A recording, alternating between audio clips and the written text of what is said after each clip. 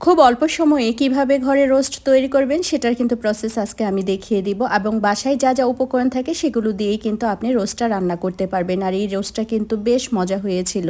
Hello everyone, আসসালামু আলাইকুম। সবাই কেমন আছেন? আমার নীলাজ ডায়েরি থেকে সবাইকে ওয়েলকাম জানাচ্ছি। আমি এখানে 3টা দেশি মুরগি নিয়েছিলাম মিডিয়াম সাইজের। তো এটা ভালোভাবে কেটে পরিষ্কার করে পানি ঝরিয়ে রেখেছিলাম। তারপর এখানে পরিমাণ মতো লবণ দিয়ে দিয়েছিলাম, একটু রসুন বাটা, একটু আদা বাটা আর অল্প একটু লেবুর রস দিয়েছিলাম। তো সব কিছু দিয়ে ভালোভাবে মাখিয়ে তারপর কিন্তু আমি বেশ অনেকক্ষণ এটা রেস্টে রেখেছিলাম, প্রায় 2 ঘন্টার ভেতরে। যে কোনো জিনিস যদি আপনি মাখিয়ে সেটা যদি 2 ঘন্টা বা অনেকক্ষণ আপনি রেস্টে রাখেন তাহলে কিন্তু সেই জিনিসটা রান্না করলে সেটার মজাটাই অন্যরকম হয়। আমি কিন্তু অনেক প্রসেসেই রোস্ট রান্না করি, আজকে একটু নর্মালভাবে কিভাবে করি সেটাই দেখিয়ে দিলাম।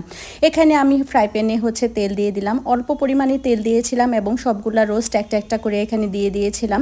আর একটা কথা হচ্ছে, এখানে রোস্ট মাখানোর পর ছেলে আবদার ধরে যে সে চিকেন ফ্রাই খাবে, তো তখন আমার অন্য কোনো মাংস ছিল না। তো এখান থেকে আমি 3টা পিস নিয়ে ওকে ফ্রাই করে দিয়েছিলাম, সাথে ওর বাবাও খেয়েছিল। তো যাই হোক, এখানে যতগুলো পিস আছে তারপর এগুলো আমি রোস্ট করে নিব।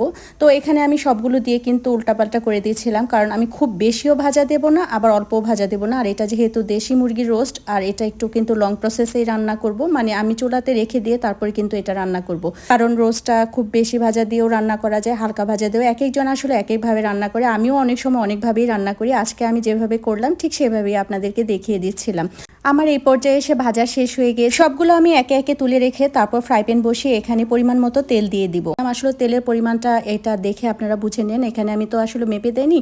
আর এখানে যে বাটা মশলাটা দিয়েছি, এখানে পেঁয়াজ বাটা ছিল, আদা বাটা, রসুন বাটা, জিরা বাটা, যা যা বাটা থাকে সব কিছু একত্র করে দিয়ে দিয়েছিলাম। আর লাস্টে যেটা দিলাম সেটা হচ্ছে বাদাম বাটা, পোস্ত দানা বাটা যে ছিল সেটা দিয়ে দিয়েছিলাম।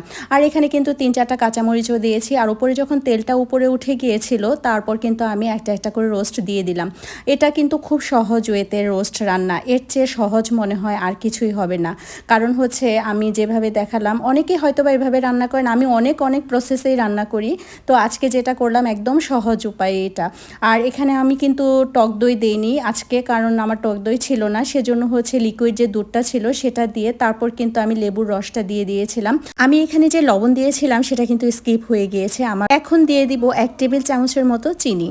আপনারা ইচ্ছে করলে দুধের সাথে যে লেবুর রস থাকে সেটাও কিন্তু মিলিয়ে দিতে পারেন, ঘুরে ফিরে সেই একই কথা, কিন্তু আমি সেটা আলাদাভাবে এখানে দিলাম। শেষ পর্যায়ে এসে কিন্তু আমি 1 টেবিল চামচের মতো ঘি অ্যাড করেছি। ঘি দিলে রোস্টের যে ফ্লেভারটা অন্যরকম হয়ে যায়। অনেকে হয়তো বা ফার্স্টের দিকে দেয়, আমি সবসময় রোস্ট রান্না করলে শেষের দিকেই কিন্তু ঘিটা ইউজ করি। আর ঘিটা দেওয়ার পর উপরে যে তেলটা আসে এবং ফ্লেভারটা সব কিছু মিলিয়ে কিন্তু ভালোই লাগে, তাই না?